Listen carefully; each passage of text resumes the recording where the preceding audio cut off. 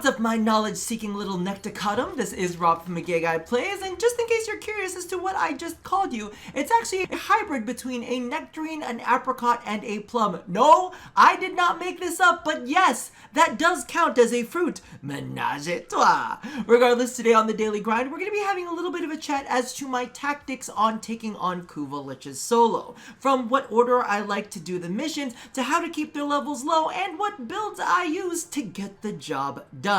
Now, we're going to go ahead and start with something that I've actually addressed in a previous video, which is, of course, picking out your Kuva Lich progenitor. Your progenitor is going to decide what elemental bonus you actually get from your Kuva Lich weapons. Now, I'm actually going to go ahead and flash on screen a little bit of a chart that kind of says everything that you need to know about who to get it from, but I'm also going to link the Wikia article down in the description box below because, you know, I gotta give credit where credit is due. So, the way I like to kick things off, as you can see right here, is I pick my progenitor, and then I go straight to Adaro. Now, Adaro is on Sedna, and as you can see right here, it is just an exterminate. I basically go in solo, that way no one can interrupt the spawning of the larvaling. And basically what ends up happening is we get that flicker on the screen just like you would with the Stalker or if one of these Syndicate enemies comes to attack you, and then all of a sudden you get one of the thick, you know, gorgeous, juicy Kuva Lich ladies to start talking about a subject being spawned. You go and kill that subject, and now you have to perform a finisher on them. Boom, done. The only thing that I will say is if you are using Sarin and you've got your spores running, I highly suggest that as soon as that waypoint marker comes up, go directly to the waypoint marker, because sometimes my spores will beat me there, and there has been an instance before where I've actually spawned the Kuva larvaling, then my spores have gone all crazy, killed the Kuva larvaling, and then there's actually a timer as to like when it goes off, and I'm not paying attention to my map, and I did not notice, so I had to do the mission all over again to get the larvaling to spawn. Now, once you have gotten, you know, your new Kuva Lich, you're gonna see your whole screen go red. Now, what I tend to do directly after that is we start surveilling the area. So I've actually kept this one up for a little bit because I wanted to show you guys what I like to do and kind of like the order that I like to do them in. Now, for those of you guys who are unaware, there is what I call like the emotion bar. I don't know exactly if there's a literal term for it, but basically the more missions that you do and clear off all of the nodes with thralls on it, the more angry is gonna get. And the angrier they get, the more likely they are to spawn in your missions. So the way that I actually start things out is I look for the missions that I want to do the least. Now, on this very first run, I find those missions and I kind of spot them. Usually they're going to be things along the lines like interception, defenses.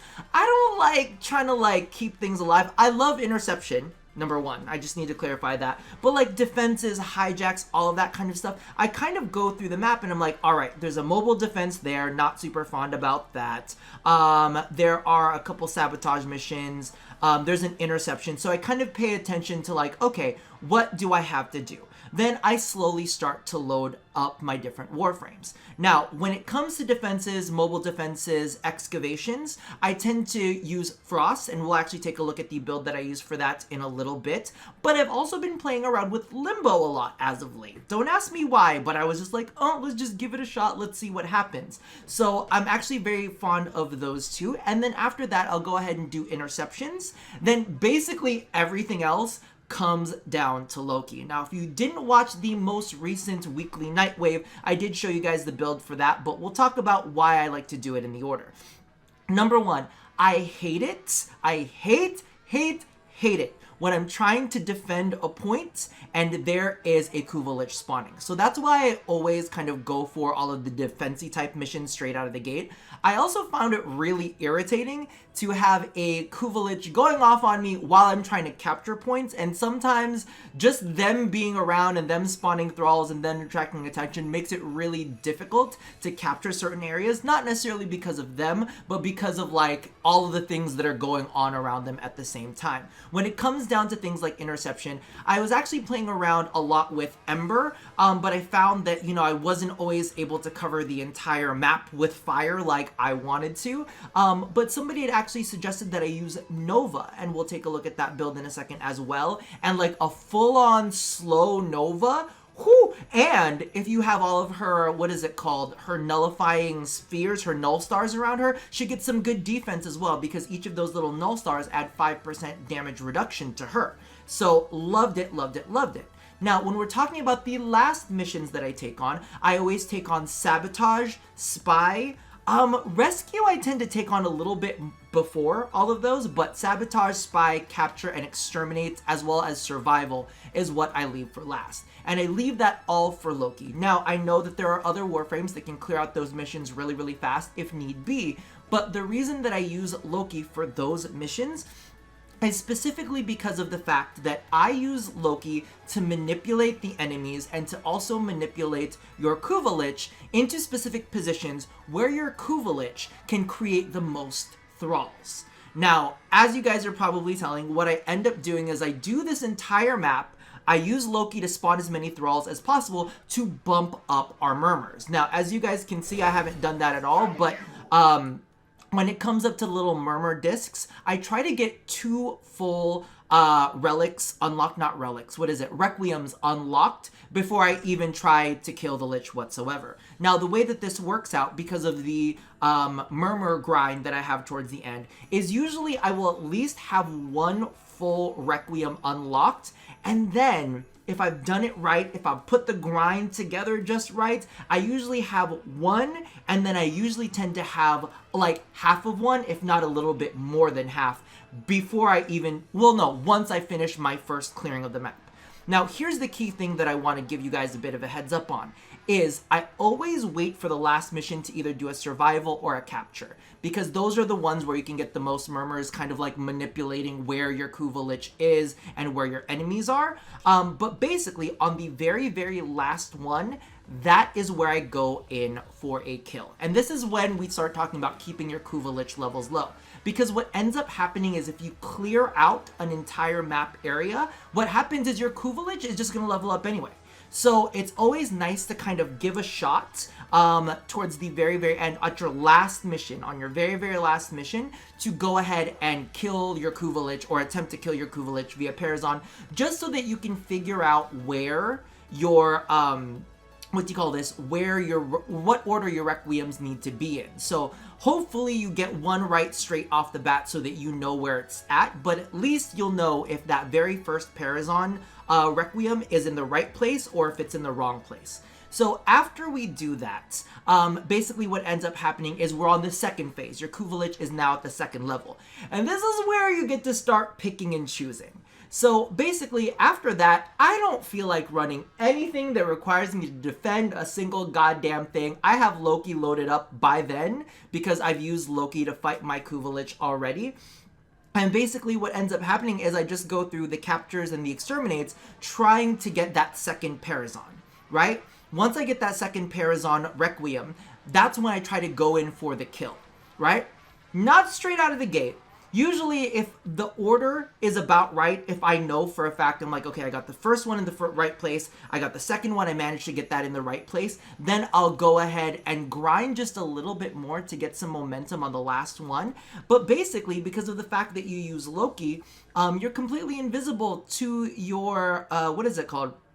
Your Kuva Lich. And they don't really attack you. I mean, they try to attack you. They will try to go after you. They'll try to go after your companions and all that kind of stuff. But for the most part, you're just basically able to go through and start figuring out what order your Parazon kills need to be. And because of the fact that they bumped up how many murmurs you get for trying to stab your Kuva Lich, oh my god, it's amazing. Like, you can literally knock him out by level 4. And level 4 is just in case you fuck up that last kill. So all in all, that's basically the way that I attempt it. Is I go in with, you know, your progenitor, go into Adaro, clear that up, start off with all of my defensive type missions, go into my interception type missions, then I go into rescue, and then I go ahead and go into all of the captures, the exterminates, and sabotages, spies, and all of those. Now, the reason that I saved those for last is because of the fact that exterminate, I love, but the thing about it is you're killing everything on the way. If you leave the spies, the sabotages, and the captures kind of towards the end, and the survivals, is you don't really have to kill any enemies in those missions. Now, let's go ahead and jump into the different builds that I use, starting off with Frost. Now, I'm going to be real with you. I have not updated this Frost build in ages. And the thing about it is I haven't needed to, so that kind of says something about the build in and of itself, right? I'm not saying that this is the perfect Frost build, but this is definitely the one that I use. It's quite effective. I've never had any trouble with it when I use it in any of the Kuva Lich missions, so I basically use this to defend points. I like the Icy Avalanche because while you're inside of your little bubble, you can do an Icy Avalanche, get a little bit of a shield, run around, smack around a couple enemies, get back into your bubble, put up another bubble, do another Icy Avalanche. It gives you a little bit of, padding for when you're running around in the wild. Now, the next thing I've been playing around with is my Limbo build. I don't know what came over me. I think it was one of those things, like, when somebody tells you, oh, you can't do that, or that's too finicky. I've played Limbo a lot in the past, and I put it in my head where I'm like, oh, he's just too finicky to use. And you know what? As a solo defender, oh my god, he's fucking fantastic. And I've been playing around with him so much, and I kind of absolutely love it, because you just basically tell all the enemies to pause. You're like, you stop. And like, I'm getting an even better hang of his Rift Surge, if I'm gonna be honest with you, because before I was like kind of using Rift Surge, but I kind of wasn't really using Rift Surge. And now that I learned that you can kind of cast a Rift Surge, especially when you've got as much range as I have in this build, you can cast a Rift Surge and hit all the enemies within your Rift. And because of the fact that anytime a Rift Surge enemy leaves the Rift, they actually perform an Area of Effect Banish. So as your Cataclysm gets smaller and smaller, any enemies that are Rift Surge that pop out of that, they'll actually perform an Area of Effect Banish. So what happens is you can still hit them from inside the Rift, and if there's any enemies that approach them, they'll actually be banished as well. So you can actually shoot all of these enemies from inside of your like shrinking Cataclysm. Also, whenever you kill an enemy, the Rift Surge will actually jump to another enemy, allowing you to kind of like perpetuate that whole banish scenario. In addition to that, when you Rift Surge all of these enemies inside of your Rift, and you have stasis on, you can safely recast your Cataclysm, because when your Cataclysm closes down, they leave the Rift, they stay stasis because technically they're banished, and then you can go ahead and cast your Cataclysm again, and everything is just peaceful, wonderful, and beautiful. It's just made things so much easier for me. I kind of really love it, and I think that that's where being a good Limbo comes into play, is knowing all of your tools, when to use them, how to use them, and also how to manage the flow of enemies. So really, if you haven't played Limbo in a while, definitely get all up in there with your Limbo-ness, because he's fantastic if you're doing this solo. Now, clearly, if you're doing this with a group, like, use whatever the fuck you want. But for me, I almost picture my Kuva Lich hunts as like these really cool, like, I know this sounds weird, but I've equated it to kind of like, oh, I'm gonna have a hot chocolate, I'm gonna, put on a TV show, and I'm gonna go knit in a corner. It's kind of like my little calming moment away where I don't have to talk to anybody, I don't have to deal with anybody. All I really do is legitimately stay there and just knock this out. Now, the last one that I actually use is Nova, and she is who I've been using for my interceptions. And let me tell you right now, Tank Nova is a beast. Number one, all of the CC. Okay, I have to put this out in the world. I already loved Nova to begin with, like, so let's not pretend like I didn't know about how good Tank Nova was. I have a video on Tank Nova, but sometimes you have so many Warframes in your, like, whole slew, right, that you forget.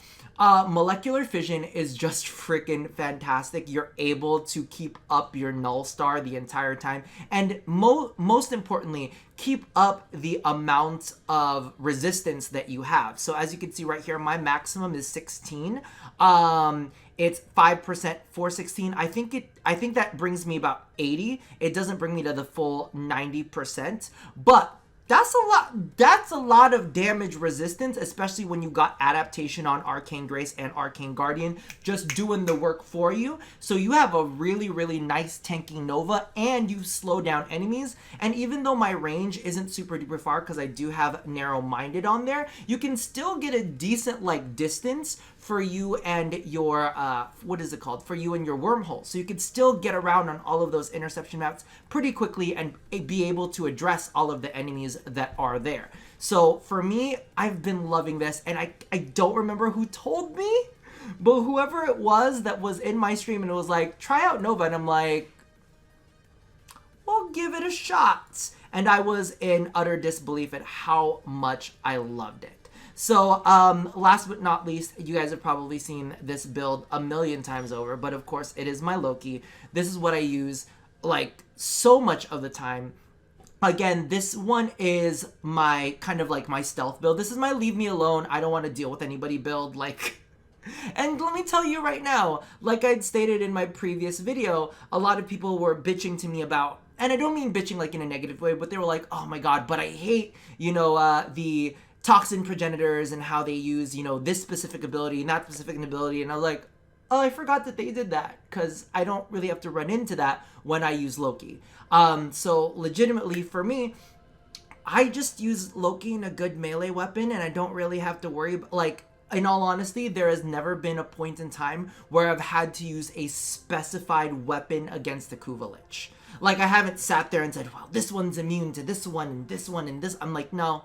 I just put on Loki, I just put on some good weapons, and I just go in and I whittle away at the enemy. I also want to go ahead and toss some clips of me using Switch Teleport on all of these Kuva Liches to kind of get them into place, because if you guys weren't aware, Kuva Liches will convert thralls in the surrounding area, but there are a lot of times when Kuva Liches spawn nowhere near fresh enemies. So sometimes you have to drag the Kuva Liches over to the enemies, or vice versa. You can drag the enemies over to the Kuva Lich by using Radial Disarm and tossing down a decoy. So that way you get as many spawns to farm murmurs off of. And not only are you farming murmurs off of them, but keep in mind, you're also farming relics off of them.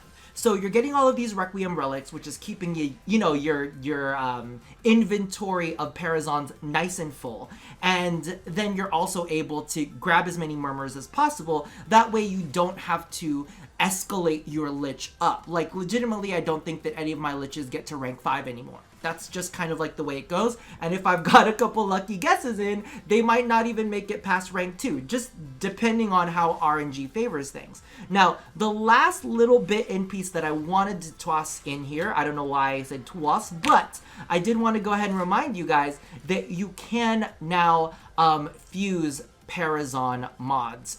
So whenever your Parazons have become defiled, and just to let you guys see, so as you can see, we have a foss right there, and you can see it's only got one bubble left on it. Every time you do a successful kill on a Kuva Lich, what'll end up happening is you'll exhaust one of those bubbles. So you'll see right here, are these all used? So you see this Loke right here. This Loke has all 3 bubbles on it. This Foss only has 1 bubble on it. That means I've exhausted 2 of the charges. This Jahu has 2. That means that I've exhausted 1 of the charges. So as you can see, once you're all done with those 3 charges, the thing becomes defiled. But now DE has actually gone ahead and made this function where you can go ahead and do a Requiem transmute. I don't want to do it on screen right now. I'll save it for maybe like a Riven video so that you guys can feel my pain and sorrow, because I run through these Foss ones like no one's business. I don't know what the deal is with that. But regardless, that's basically how I take on all of my Kuva Liches. It's really, really nice. It has a good flow to it. You know, you basically just go ahead, take a look at what you've got, scan the field, figure out what mission types you want to do, and I like to do them all in one lump. So I only equip Frost once, I only equip Nova once, and then I just basically use Loki and ride that through the rest of the missions, because legitimately I'm too damn old and too damn lazy to be playing with all this crazy mess. Regardless, let me know if you guys have any of your own tips and tricks down in the comments below, just in case we can help each other out a little bit. Maybe, I do know there's one cool thing. If you are going to go in this with a group, you can actually jump onto each other's Kuva Lich's missions, and all of the murmurs that you collect for there will apply to everybody in the group. So if y'all want to Lich hunt together, please go ahead and do that. But you know, some of us, we just don't feel very social. Regardless, that's gonna do it for me for now, and as always, love somebody, hurt nobody, and touch your body. I'll see you guys next time. Bye bye.